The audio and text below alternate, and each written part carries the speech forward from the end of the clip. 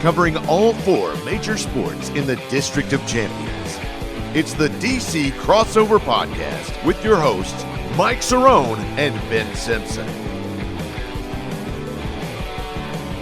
Hello and welcome to the DC Crossover, episode number 110, which is still crazy to think about. 110 episodes is nuts.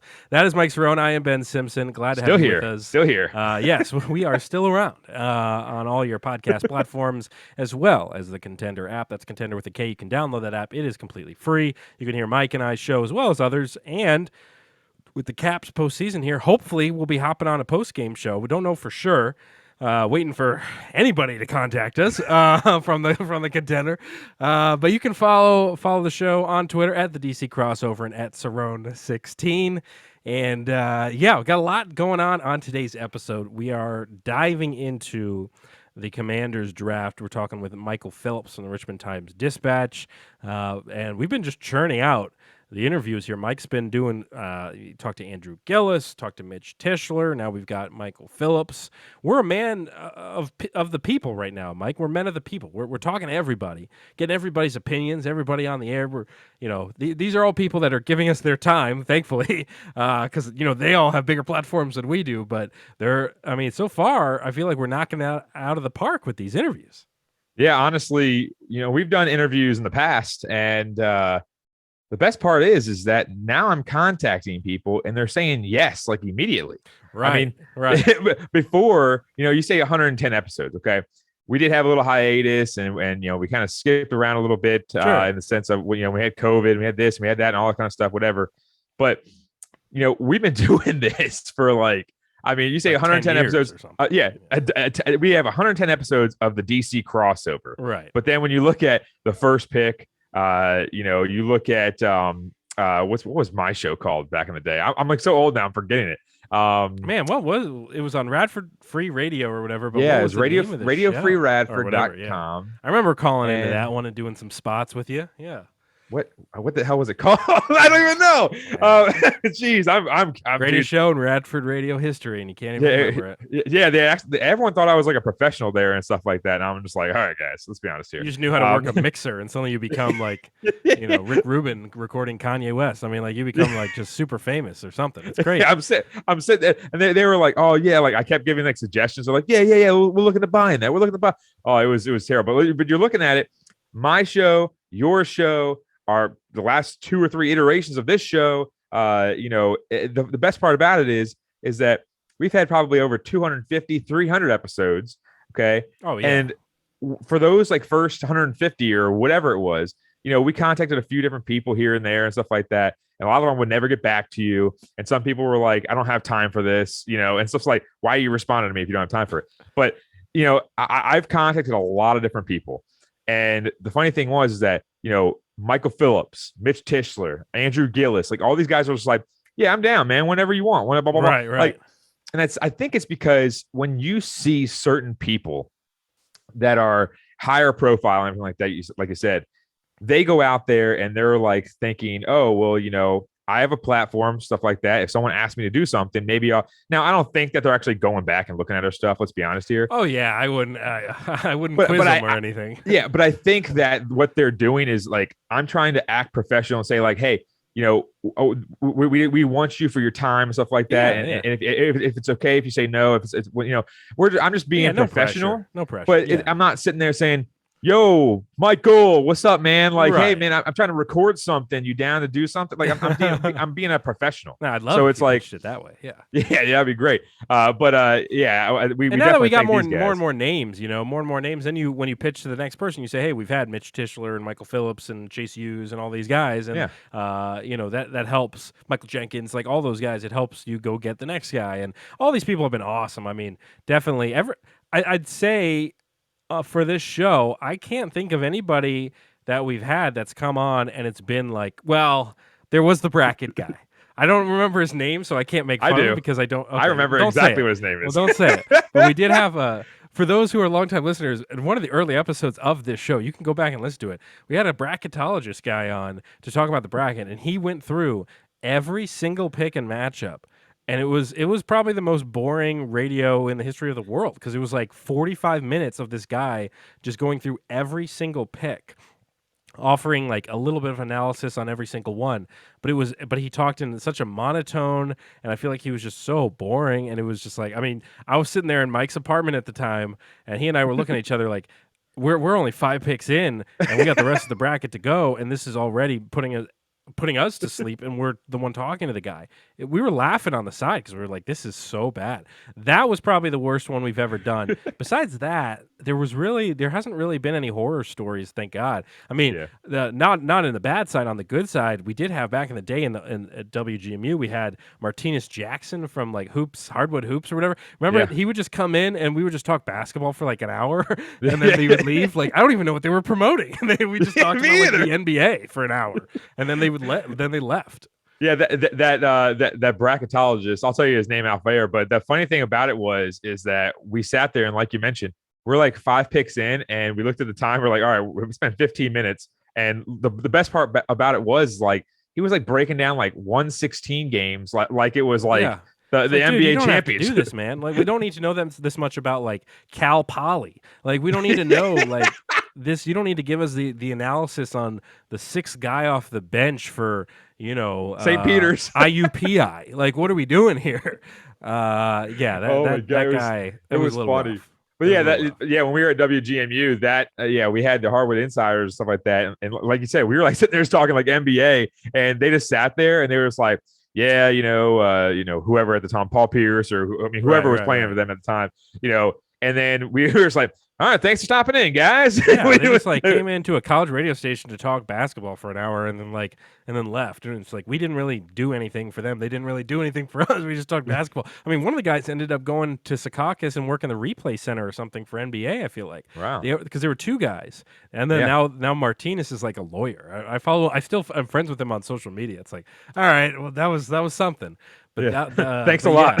But we had Michael Phillips on today. We'll get to that in a bit, and that was great. I mean, Michael was awesome. Right. And, everybody's been awesome. And if you haven't already gone back to listen, you can actually listen to separate episodes of just the interviews that Mike did with Mitch Tischler, and that was like the pre-draft info. And then we've got Michael Phillips, which is kind of the post-draft analysis, and then Andrew Gillis talking about the Caps, whose playoff series starts tomorrow as we record this. So you got a lot of separate interviews you can listen to, and you can listen to those completely separate and watch the YouTube videos completely separate from the main episode. And we'll be doing that with Michael Phillips as well. You can go watch the video separately from the full episode video. So a lot of content. I do want to know about your golf simulator experience, Mike, but we may have to save that for next week because we got a lot to get to here on this episode. But I'm glad that you're back from Pittsburgh for sure. For those who didn't know, Mike's put it in the traveling. Bank. Put it in the bank. You've been traveling. It feels like every single weekend. You might as well be a Pittsburgh Pirate fan at this point. I mean, you're going back and forth. I'd venture to say you're more of a Pens fan than a Caps fan at this point, Mike. I mean, with how much time you're spending in Pittsburgh. No, I mean, we had to go up there 2 weekends over the last 3, and it's been fine. Once you get there, it's fine. But the problem is the drive just sucks. Getting there. So I said the funniest thing is I literally on Friday afternoon, because I left after work, I turned on Hulu around maybe an hour and a half left or so, because I was literally counting down to the minutes for the second round of the draft. So I sat there, put it on my little dash, like kind of area that I can actually put the phone, plugged it into my car, and I had the draft playing live TV. Hulu has live sports. I ended up sponsor of the show. Not really. But anyways, I had them on my dash. I sat there for the last hour and a half, and I was like, this is my saving grace, because it was such a long drive, especially going up there. It's even longer because it just feels like it's never ending. But the one coming back, there must have been, I mean, it was raining. It was like a freaking Poseidon monsoon was out there. Aquaman was swimming next to me. Sure. And it was not Amber Heard though. But you're looking at it. Yeah, not a friend of the show. And the best part about it is that every single time you see a truck, there's just a line of trucks and they just never move. And then they always had that one truck that just gets in the left lane. They're like, I'm going to pass this guy at some point. And you're just like, dude, you got to do something, man. No, and I hate it. It was, and I actually got back pretty quickly because we caravanned, even though Jess left me in the dust for some reason. I was like, "Are you going to caravan with me, or Yeah, are you just that's not a caravan. That's a race at that yeah. point. So I ended up getting back in decent time, but it felt like forever just because of the sole fact there's so many trucks and it was raining, and I already got a ticket on I-70 because of the stupid one time that I think I told you this, where like it was like an F-150 and it was like a construction zone and it like flashed at me, and I was like, well, I guess that was a ticket, and I got one in the mail a month later, but it was a warning ticket. It wasn't Nothing. Well, I don't want to Throw it get in a second trash. one, so I'm sitting there Who going, cares? Screw the I'm going man. 9 over. Well, $70. I ain't getting that again. Well, so yeah, do that. I said, well, do me a favor. Just tell Jess's family that a little thing called Zoom exists. You don't have to go up there for all these events. FaceTime, Zoom, it's all the same thing. It's just seeing your face. Let's got something funny to tell you, but I got to tell you later. Yeah, let's get into the rewind here. A lot to talk about from the previous week in DC sports. We'll start with the Washington Nationals, who are 8-16, last place in the NL East. Another kind of a little bit of an up and down week. It started down for sure, losing to the Marlins on Tuesday 5-2. Nats get a couple runners burned at the plate. Josiah Gray, decent outing, 5 2/3, allowing 4 earned runs, but the big number, 10 Ks on the day. Love that. Wednesday, another loss to the Marlins, 2-1. Pablo Lopez was just dealing for the Marlins this season. He had another great game, 6 innings, no earned runs. His ERA is sub-1 right now. I think it's like 0.56 or something. It's crazy. Eric Fetty, not quite as good, but not that bad. Gave up 2 runs, decent outing for him. And then Thursday completed the sweep, losing to Miami 3-2. 8th straight loss at the time.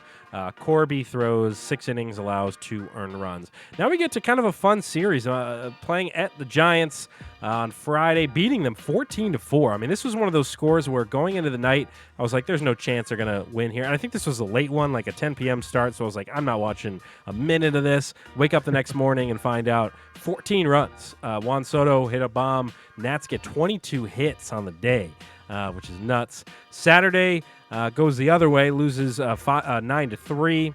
Yohan Adon gets the loss, goes 4 innings, allows 4 earned runs. And then yesterday, Sunday, as we record this, I watched this one, beating the Giants 11-5. This was 8-0 at one point, and then the Giants put across like 5 or 6 unanswered. It was getting crazy. But Josiah Gray, great outing from him. 6 innings, no earned runs, 3 Ks.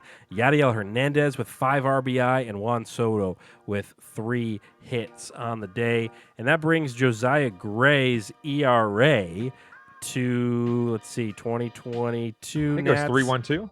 3.12? That sounds right. Let's see. We are at ERA 3.12. There you go, which is, I mean, that's awesome. Way to go, Josiah Gray. He's killing it. Oh, yeah. Let's get into the Caps, Mike, with their final regular season games here.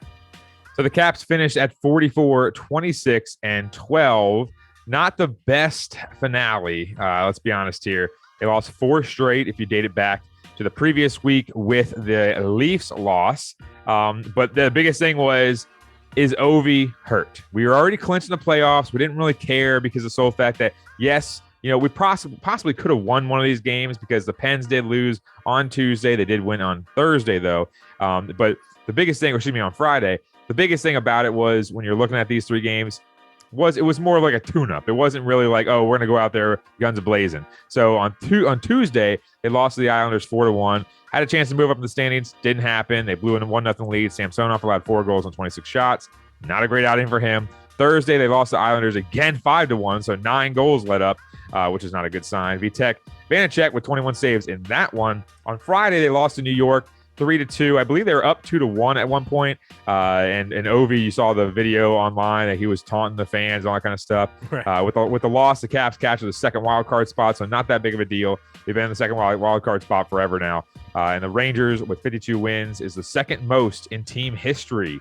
So that's pretty crazy. Samsonov had 30 saves in that one, so that's pretty good.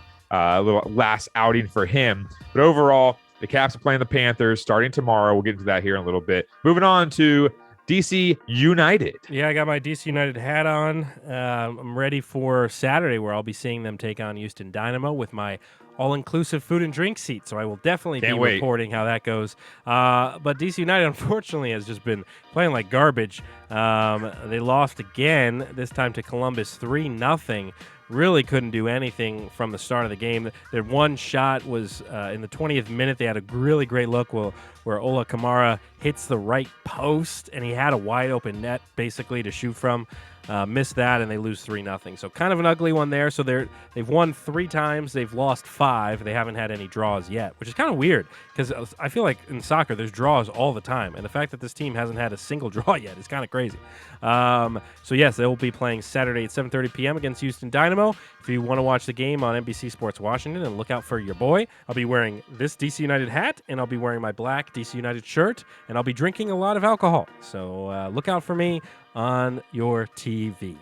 That is it for the rewind as we take things. By the way, the MLS have like the best names, like They do. Houston Dynamo and like Columbus There's some solid Crew. names in there. Yeah, Seattle Sounders. Yeah, Seattle Sounders is a good name. Portland Timbers. The Timbers. That's pretty. They're dope. owned by Pitbull. Yeah, Timber. right. And some of the jerseys are pretty cool. I mean, what was it? They just played New England Revolution, which is kind of a cool name. No, there's. I mean, again, MLS is a good product. They just, you just gotta watch the games, everybody. Let's get into some football. The Commanders.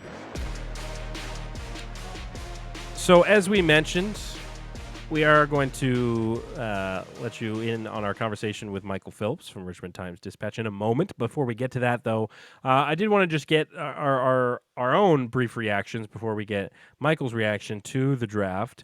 And this now that we've had a few days to digest it, Mike, we will get Michael's grade on it later. But I'm curious on your grade for, and I'll give mine as well, your grade for the Commanders and how they did in this draft.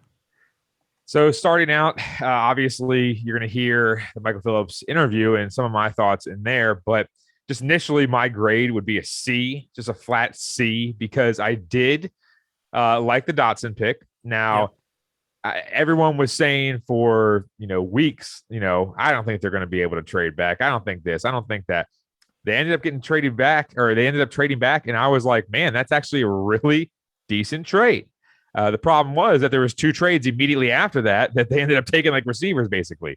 So that was unfortunate because we did have chances to get other wide receivers, but I still like Dotson because I think they are dead set on Terry McLaurin being the number 1 guy. I think that they are saying we're not trying to have a 1A type thing. We want a 1 and number 2 and a number 2. We want those 2 guys. We know Terry McLaurin's going to get this deal. We know that everything's going to happen with him smoothly. We know that he's a great guy. We know he's a great player. We're going to get a guy that's going to complement him. And that's the biggest thing is I think that actually worked out really well. And I think that, honestly, the Dotson pick was great. But the second round pick, Mathis was not a great pick. It was not. It's been leaving everybody scratching their head saying, what? Why? And that's the funny thing is because I've always said it for, the last, few years, Ben, that honestly, you have needs and then you have immediate needs. So every team is going to have needs, even the Patriots, even the Rams. Everyone has needs. Okay. The Bengals who made the playoffs, or made the Super Bowl, I should say. Everyone has needs, but those immediate needs are the ones that change the football club the most. And that's the problem is the secondary needed help. Landon Collins isn't on the team anymore. Cam Curl's back, basically back there by himself with some, I guess you could say secondary players, quote unquote secondary players, on the roster that are back there with him. And the problem is we had some issues with the cornerback spot last year. But they go defensive tackle because, as I said before, they got scared.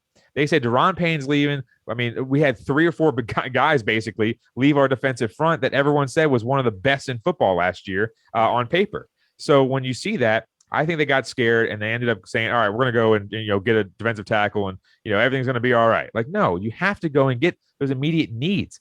When you look at the bubbles on the ESPN app and CBS app and all these things that say like, what is this team's needs? It says like wide receiver, secondary, these kind of things, like position groups. Every single time a team makes a pick, they fill it in if that's one of the needs. And after like the third round, we had 3 picks and 1 bubble filled in. Right. Which made no sense. I'm like, you're getting a running back. I was like, you can find running backs, but running back wasn't a huge need of ours. That was a strength of our team last year. So it's like, I just don't get it. So I'm going to go with a flat out C. And by the way, there's news out that just came out a few hours ago. Trey Turner, the other Trey Turner, right, is signed by the Commanders. And he's a 5-time Pro Bowler under Rivera. So that's another piece to add to the offensive line, which is really good. He split time last year with the Steelers playing guard and center. So that's actually a really good pickup. So that's another good thing about the offensive line is that they actually basically bolstered that front a little bit as well after losing Sheriff. But I'm going to go with the flat C because I do like the Sam Howell pick. Very late, very good value for that. But I also like the Dotson pick, but I also disagree with the second and third round picks. I'm with you. I'm probably right there, C plus type range. I mean, I didn't love the draft like some people are kind of showering this team with praise. I think there still are a lot of question marks on that secondary, like you already said, and so I echo basically everything you were talking about. Even the Eagles getting AJ Brown now and Devontae Smith. You got to have guys that are going to guard them. Yeah, you got to have some strength back there, and they really don't. So I don't know. There's a lot of question marks. I mean, yeah, we may be good up front in the trenches, but we're going to get burned on the outside. So we'll see what happens there. We talk about this and more with Michael Phillips. So go ahead and listen in here again. Michael Phillips from the Richmond Times-Dispatch. All right, thanks again to Michael for hopping on the show. And we will move on to the ice. The Washington Capitals. All right, we're finally here. Postseason hockey as the second wild card Washington Capitals take on the Florida Panthers, the President's Trophy winning Florida Panthers. The first time in their history, in the team's history, 58 wins and 122 points. They are trying to become the first number 1 overall seed to also win the Stanley Cup since the Blackhawks back in 2013, which is kind of wild to think about there too. So obviously a huge series here for the Caps. I think the odds makers are obviously in the Panthers' favor, but from the Caps side of things, Mike, one thing to really look out to is from March 1st to April 23rd, this team is 16-5-2. And one of the biggest things when it comes to hockey, and we talk about this a lot, is momentum, especially heading into the postseason. Are you hot? Do you have some momentum to work with? Because sometimes it's not necessarily about what team has the most points in the regular season. It's about what team's the hottest heading into the playoffs. And the Caps are a relatively hot team. So I guess right off the bat, what percentage chance do you give this Caps team beating the Florida Panthers in this series? I'm going to go with a 35% chance. Now, hockey is a different animal. Hockey is not like playing in baseball where, you can change up your scheme like the Nats did a few years ago where, they had Patrick Corbin coming out of the bullpen and different things like that. It's very difficult to change your scheme that much because of the sole fact that, when you're looking at hockey, the players change so much on the ice that it's not like, we can have Obi out there for, 2.5 periods and, it'll be all right. Like, no, it's not like that. You can't just play your best players longer because that's not how it works in hockey. But I'm going to give him, like I said, I'm going to give him a 35% chance. I don't think it's going to be a 50-50 because of the sole fact that, as you're alluding to, the Florida Panthers just not too long ago won like 13 games in a row. About 2 weeks ago, they started that streak and it's been going on like crazy. But when you're looking at this team, I just think, and you can go back and check out the Andrew Gillis interview as well. And we both alluded to it that really when you're looking at the Florida Panthers, they don't have that much experience when it comes to the playoffs. Right. We do. Yeah. We have TJ Oshie, Alexander Ovechkin, Nicholas Backstrom, Mantha, not so much with the Detroit Red Wings, but at the same time, you still have guys that are out there that are veterans that know how to play playoff hockey. And playoff hockey is more so a chess game. And I've said it millions of times over the last couple of weeks, and people are asking me, there's 3 keys for me to win a playoff series, you have to have the coaching ability to change on the fly. Coach Laviolette, very, very, very well-known coach, has been to the Stanley Cup. I'm not sure if he won it or not. I believe he did, but I'm not sure if he did because it was a while back, and I'm going mind blank right now. Long day at work. But then you have his ability to change up a scheme, his ability to catch the Panthers off their game, but also you have to have a goalie that's going to do something. That's the biggest factor in this particular instance. Who the hell is going to be playing goalie? We don't know yet. I talked to Andrew Gillis once again, and Andrew Gillis said he doesn't even know until that first goalie comes out of the tunnel. He doesn't know. They're keeping it close to the vest, and that's how it is.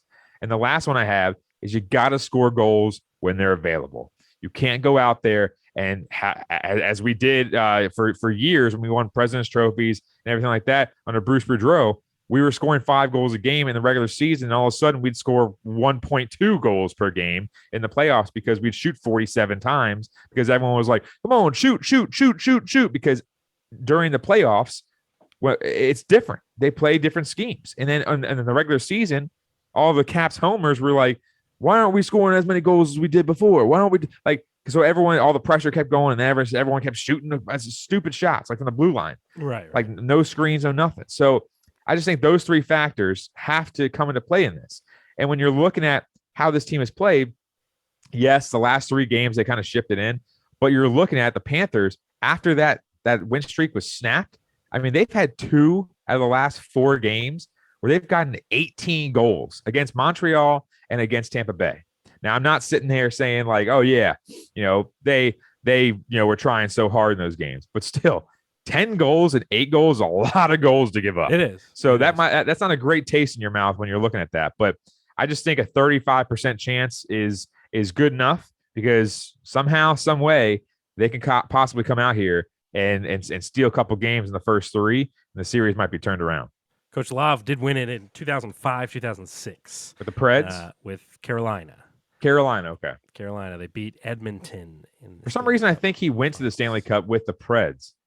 I might be mistaken. With the Flyers, he lost in the Stanley Cup Finals. He lost with Nashville in 2016. Lost in the Stanley Cup Finals to Pittsburgh. That's 3 times though. In the Stanley Cup Final 3 times with 3 different teams. That's a hell of a resume. And here's where I tell you right now that I'm taking the Caps in this series in 7. I think I know that we were disappointed, especially last year at the playoffs. When we were doing the post-game shows and things like that. And, we thought, hey, this team should go deeper than they did. But I'll tell you, I just love experience in this situation. I really do. Yeah. I really do. Obviously, Ovi, everything hinges on him. I mean, if Ovi is hurt or banged up, or let's say he plays, but he's just not 100%, he's operating at like 50%, then it's not going to look so good for your boy. But I will put my money where my mouth is, and I will definitely bet on the Caps to win this series in 7. That's my prediction. It's going to go 7, and the Caps are going to bet on the exact one? You're going to bet on the exact? The exact one, yeah. I am. That's going to be awesome, because I bet that's going to be a plus payout, though. Oh, yeah. I know. Trust me. I might have to take a drink tomorrow and deposit more money so I can bet. Yeah, I mean, look, like, I'm not trying to be the ridiculous homer. All I'm saying is I really love experience here. I know Carolina is great, but the Caps have been pretty darn good and under the radar a bit. Florida. Sorry, yeah, geez. I was thinking of some of these other teams. Right. They've been very under the radar here, and have had some pretty good success here. Obviously, the goalie situation is not great. I know you talked about it with Andrew, but I think this team is going to pull it together. I really do. I love the experience with the coaching staff. I love the experience with, obviously, the veterans on this team. I really like being the underdog heading into this series, too. It's a great place to be because you got nothing to lose. If the Caps lose this series, nobody's going to bat an eye. They'd say, yeah, of course they lost this series. So Florida's great. But I'm telling you, I'm picking them. I'm putting the money where my mouth is. I'm saying I might have to do it too, or at least hedge it. Would do Florida in 7 or something like that. But go for it. I think I probably bet on the Caps. I screw it. But overall, I think that when you're looking at this series, just like you said, I've had a couple people talk to me over the last couple of days, and they've been saying, like, especially I was in Pittsburgh. So I had some people in Pittsburgh saying, like, oh, you're from DC, you're a Caps fan, huh? Aren't you? We hate them. You know, I was like, all right, nice. But I think that when I was talking to them about this, the biggest difference is when you're looking at this team, the East is so much more powerful right now than the West is. Yeah. Now, obviously, Colorado might possibly be the best team in the entire league right now. Sure. Now, maybe not points wise, but when you're looking at it, everyone had 100 points in the playoffs right now for the East like 2 weeks ago. Like people were just saying, well, Caps can't catch the Bruins because they've won 4 straight. This and that, and they kept saying all these different things, and the Caps won 3 straight, but they didn't gain any position. So I just think the East is up in the air right now. The Pens Rangers is going to be a really great series. You're looking at obviously this series as well. You got Boston against Carolina, so it's going to be some fun series to watch because of the sole fact that all these teams have players that can turn the tide of a series. And a lot of the teams, I mean, the one thing that is going to be detrimental for the Pens, I think, is Tristan Jarry, who had a great season, isn't starting in the playoffs right now. He's hurt, but we'll see his update a little bit later. But I just think that when you're looking at this series in particular, a lot of the team stats are very, very similar. I mean, you're looking at a power play percentage. They're literally less than 1% difference. Caps are 80%. The Panthers are 79.5. You're also looking at certain things with shots against per game. 1 shot against per game. Shots for, obviously, Florida has a little bit more. But goals against per game, 2.95 each. So that's really similar. Yeah. Yes, the Florida Panthers had like 1 million goals in the plus side, but they did have some of those games where it was a lot more lopsided than one would like. But I just think that the biggest thing you might also look in the series is the power play percentage. I said that backwards. The percentage I said earlier was the PK percentage. The power play percentage is not as great as the Caps usually are. The power play percentage for Florida right now is 24.4, so almost 1 out of every 4 for the Panthers, and only 18.8. That's the biggest difference in all the team stats right now between these two. But again, the Panthers, not a lot of experience, as we mentioned, and they also, they're not really consistent. So I'm kind of glad that we didn't play the Hurricanes, even though we had a little bit more, I guess you could say, success against them this season. But the Panthers, all 3 of the games we played them, I mean, neck and neck. I mean, they were all neck and neck. They were high scoring games, and we went out there and we were trading blows back and forth. But I just don't think that when you're looking at the playoffs, you can't try to have those games every single time, because number one, if it's coming down to a 4-4 game, most likely one of our goalies is going to let in a goal. Sure. And it's definitely going to be something to watch out for. So I'm hoping that some of the games stay a little bit low scoring and we kind of punch them in the mouth a little bit, because we got some bruisers out there. Yeah. And I think Tom Wilson, Anthony Mantha, a lot of those guys, TJ Oshie, are going to lay the body out on some guys. Yeah. Yeah. I think when it comes to NHL playoffs, throw out the records, throw out the seedings. It's just a war. Who's going to win the war? That's what it comes down to in the NHL. So don't count my boys out. Let's hit up the final lap. Chance to give some quick analysis on some bigger stories in sports. 90 seconds on the clock. Here we go. We'll start with the NBA. Mike, the Bucks, my Giannis Bucks. I have money on them to win the NBA Finals. I put it down, the ticket in at the beginning of the season. They take down Boston in Game 1, 101-89, and the Warriors beat the Grizzlies by 117-116. Wild playoffs so far in the NBA. I want to see that bet slip, because I want to see what the money was, because that has to be a pretty penny if you did it preseason. So that's going to be pretty nice, because they were underdogs in that one. They were, and they're looking pretty solid. Big news here locally as Justin Kutcher steps down as play-by-play man for the Wizards, and Chris Miller, longtime sideline guy, will be taking over play-by-play duties for the Wizards, Mike. Well, we all like Chris Miller, and I think Chris Miller is going to do a great job. He's been a sideline guy for a very long time, and honestly, I don't know if Drew Gooden's going to stay there as well, but I believe right now they haven't said anything about him. But the only better position that someone would take would be Steve Buckhands. If Buck came back, that'd be great. Ooh. But we do like Chris Miller. That's definitely a good take. We're fine with this one, I think. I think he's earned the respect because he's been around forever covering this team. So, and the players like him too. So, yeah, I'm happy with this. We're actually happy for once. And then my last one here. Any other non-Commanders surprises in the draft, Mike, that caught your eye on draft night? You know what? How well the Jets drafted. I loved their draft. Mhm. I mean, they had 3 number ones. Yes, obviously you trade away a lot of pieces or whatever. You do what you got to do to get those picks. But they had 2 number ones. They traded back. They were so aggressive because they were like, we're going to go get this guy. We want this guy. We want this guy. And they just did whatever they wanted to do. And they went out there, got Garrett Wilson.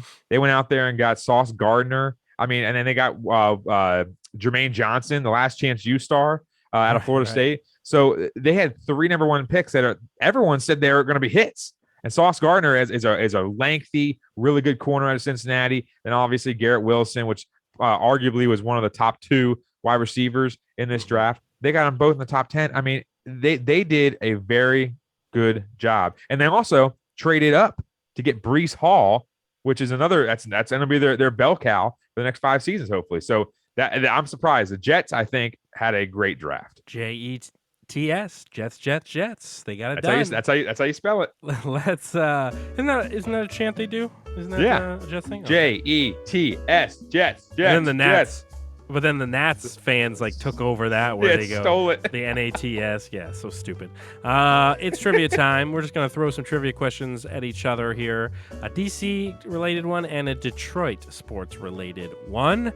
I will go first for this one. And again, when I ask these ones to Mike, he's not a Detroit sports fan, so it doesn't really matter if he gets them right or wrong. It's more embarrassing if I get a DC question wrong.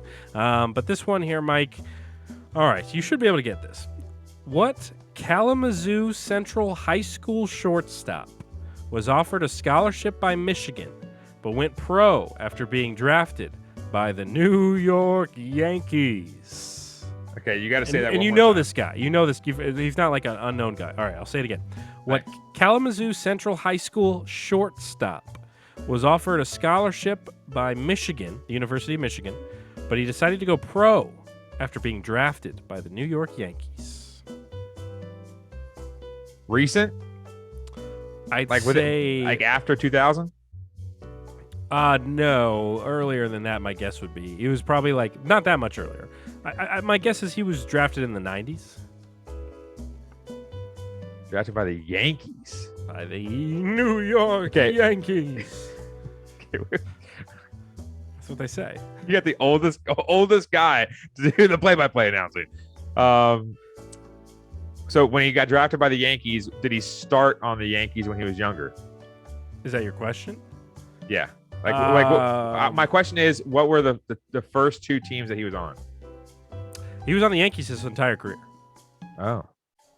Is it Jeter? Yeah, it's Jeter. Okay, you should have said that. Yeah, it's too obvious. I was trying to think. I was like, man, I need to really get a Derek Jeter. number 2. I never understood why that guy says that. Number 2, Derek. Why do I have an accent? Yeah, I don't know if he says it like that. Maybe after a few Jack Daniels. Yeah, verily. Yeah. Then at the end, he's like, number 2. Like we heard you the first time. Yeah. Whatever. I don't know what that accent was. I don't know. It was like a Spanish. I don't know what it was. Okay, so I had to speed through this because I forgot to grab one and I didn't want to take too long. That's all right. Off the top of the dome. Here we go. Ooh. All right. Sorry. I saw something else. All right. Here we go. How much did our favorite Daniel Snyder pay for the Redskins in 1999? If you give me a range, I'll give you that. Sure. All right. So, I mean, I feel like it's in the millions. I don't think it was worth $1 billion back then. I know. It's definitely not billions. I don't even think was heard of back then. Yeah. Because think about this. This was after 3 Super Bowls. The last Super Bowl was 8 years before this. Right. So, I guess my one question is it higher or lower than 500 million? Higher. Okay. That's good. You have to get it within I would say within 10 milli? Oh, 10. Okay, sure. Or do you what did you say? Within what? 50. 50. Okay, within 50 milli. 850 million. I had to sneeze. You answered that so fast. Like 850. You felt that sneeze coming on. 800. So good. So I got it. Boom. Genius. 800 exactly. That's what they call me. They call me the Must genius. be nice to have 800 million. Must be nice to have $800. Yeah, I don't think I've seen that amount ever. Let's head into the money line. A chance to give you picks that are probably not going to work. Terrible for me. I mean, 5-13. You just don't listen to any of my advice, or do what I do and hedge. Just go against these. Go against these. That's what happened to Or you last week. Fade these picks. Fade these picks. Sorry, not hedge. Last week you faded your picks. You went Yeah. 1-1. Better Yeah. know 2. Yeah, that's true. No, I'd say these ones this week are not faded. These are my actual picks, which is nerve-wracking. My lock here, Heat -7.5 over Philly. I think you gotta think with Embiid's injury and all that stuff. Like, this is where you go. You go with the Heat in this one, and I feel like it's going to be by this margin. I feel like the Heat are going to be able to get it done by 10 points or something. My dog, I'm going to say the Mavs +5.5 versus the Suns. I kind of like that. I mean, I think. Yeah, I mean, I don't. Sorry, I lost my train of thought. I like the Mavs keeping this one close. It's really this thought process here. I like the Mavs keeping this one close. So 5.5 dog against the Suns. So I tried to find the odds for this lock, but either way, I'm going to go for it because I couldn't really find it. But I'm going to go Real Madrid versus Man City once again, over 2.5. The goal total last week, I said it's going to go way over, and of course it went way over. It went to 7. So that was a crazy game. Madrid just survived, just barely, without it being a blowout. So overall, I don't think I was going to say, hey, take Madrid in this one as a dog, but I think Man City's just way overpowered. So I think it's over 2.5. If it's 3.5, I'll still take the over 3.5 as my lock, no matter what. But it was 2.5 last week, so that's all I could find. And for some reason, that betting sites don't like to tell you; they just like to give you analysis, and then they're like, "All right, that's my analysis." And they don't give you, like, I typed in odds. My dogs, I'm gonna go with +2, the Memphis Grizzlies versus the Warriors. Okay. Jordan Poole is a good player and stuff like that, but Memphis, they can't get down in this series too far because then the Warriors are just gonna literally take the series. This was a close one in game 1, so that's not a bad thing. I think it was a 1-point game, and but I just think Ja Morant's gonna possibly just go off because he needs help, and right now, the players sometimes are helping him, sometimes not. But +2, Memphis, they got to keep in this series. They can't go down 0-2, so I think they steal one here and stay in the series and even it up at 1-1. Those are our picks. Choose to bet with them or not. Probably go towards Mike's than mine, but hey, I'm hoping for a 2-0 week. That's for sure. Hope you enjoyed our interview with Michael Phillips. Again, you can check out the full interview on the YouTube channel. Again, you search DC Crossover on YouTube and find the show there. You can follow us on TikTok. That's DC_crossover. Oh, I can change it. I can change it now. So it may not be that. So I'm not going to give you it, but if you search DC Crossover, I'm sure you'll find it. There's hashtags and stuff, I'm sure. But we'll tweet it out. Yeah, we'll tweet it out. You can follow the show on Twitter at the DC Crossover and at Cerrone16 for Mike's account. And look out for us maybe on the Contender app in the near future, hopefully doing some post-game stuff for the Caps here in the playoffs. We'll see. And last but not least, Mike, my Sunderland Black Cats on Friday will be playing the first leg of their playoff push to try to get promoted. Sheffield Wednesday, playing them on Friday this week. 1:45 game. I'm not working at all that afternoon, that's for sure. So number 2. Two legs. You got to have the most points between those 2 legs. And Derek Jeter's Spanish announcer, apparently, is in the building. So we will see you guys. Numero dos. We will see you guys next week. This has been another episode of the DC Crossover.